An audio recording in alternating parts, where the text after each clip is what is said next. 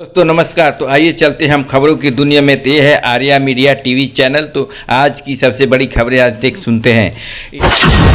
Iran Israel के तनाव। Iran और इजराइल के बीच बढ़ते तनाव के कारण भारत के कारोबारी संकट में 14,000 टन चावल रास्ते में फंसा हुआ है और पेमेंट भी रुका हुआ है। अहमदाबाद विमान हादसा। अहमदाबाद में हुए विमान हादसे के बाद यात्रियों में डर है, बोइंग से उठा भरोसा। प्रधानमंत्री मोदी का उड़ीसा का दौरा।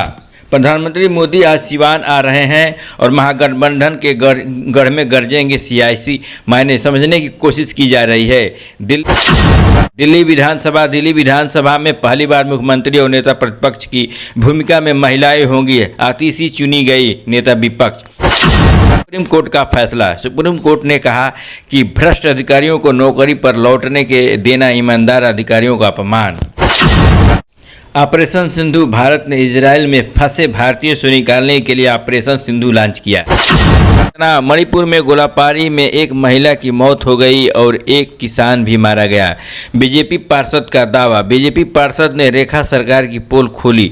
पूरी दिल्ली में जलभराव हो रहा है। कर्नाटक सरकार का विधेयक। कर्नाटक सरकार भी प्रबंधन के लिए विधेयक लाने जा रही है। 3 साल की जेल हो सकती है। डीओ चीफ का बयान। अगले 2-3 साल में भारत के पास हाइपरसोनिक मिसाइलें होंगी, बोले डीआरएफ चीफ।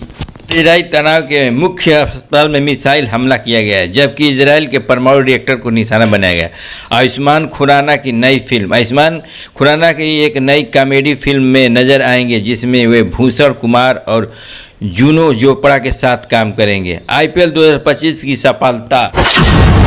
आईपीएल 2025 की 12वें सीजन के दर्शक संख्या के मामले में नया रिकॉर्ड बनाया, जिसमें 1 अरब से अधिक दर्शकों ने देखा। एयर इंडिया की फ्लाइट रद्द। अहमदाबाद प्लेन क्रैश के बाद एयर इंडिया ने 3 अंतर्राष्ट्रीय रूट पर उड़ानें रद्द कर दी और 16 मार्गों पर फ्लाइट सेवा में कमी की है।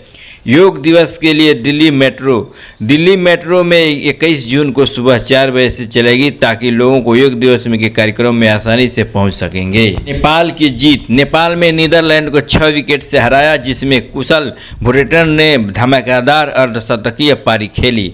स्विस बैंक में भारतीयों के पैसे। स्विस बैंक में रखे भारतीयों के पैसे में जोरदार उछाल आया है, जो कि 37,600 करोड़ रुपये का हो गया है। कर्नाटक सरकार का क्राउन कंट्रोल बिल। कर्नाटक सरकार जल्द ही क्राउन कंट्रोल बिल लाएगी, जिसमें उल्लंघन करने पर 5,000 का जुर्माना और 3 साल की जेल का प्रावधान होगा। जस्टिस वर्मा केस के लुटियंस। दिल्ली स्थित सरकारी आवास में आग लगने की घटना की जांच की जा रही है। तेजस्वी यादव का बयान। तेजस्वी यादव ने कहा है कि अगर महागठबंधन सरकार बनती है तो मुख्यमंत्री बनेंगे। लालू यादव ने भी इस बात की पुष्टि की है। जान लेते हैं उत्तर प्रदेश की कुछ प्रमुख खबरें। गोरखपुर से लखनऊ अब 3 घंटे में। गोरखपुर से लखनऊ तक की यात्रा अब केवल 3 घंटे में पूरी हो सकेगी, क्योंकि 91 किलोमीटर लंबा लिंक एक्सप्रेस में कल से चालू हो जाएगा। लखनऊ में आईटी सिटी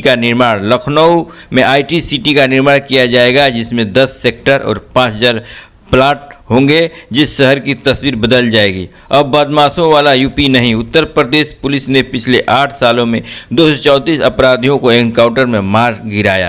प्रदेश में अपराध पर अंकुश लगेगा।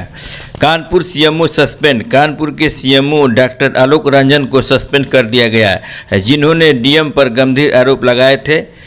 रिंकू सिंह को होने वाली पत्नी को चेतावनी। रिंकू सिंह की होने वाली पत्नी को किसी ने चेतावनी दी है कि अगर उनकी मांग पूरी नहीं हुई तो परिणाम भुगतने होंगे।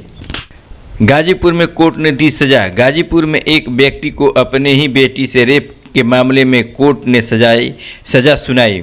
मिर्जापुर में पिकअप के बच्चे को कुचला। मिर्जापुर में एक पिकअप वाहन ने बच्चे को कुचल दिया, जिसमें परिजनों ने चालक के घर को आग लगा दी। बरेली में बारिश से गिरा कच्चा मकान। बरेली में बारिश के कारण एक कच्चा मकान गिर गया, जिसमें एक परिवार दब गया, लेकिन सभी सुरक्षित बाहर निकल गए। तो ये है आर्या मीडिया टीवी चैनल। ऐसे ही वीडियो देखने के लिए मेरे चैनल को सब्सक्राइब करें, लाइक करें। आज की दिन भर की खबरें थी। नमस्कार।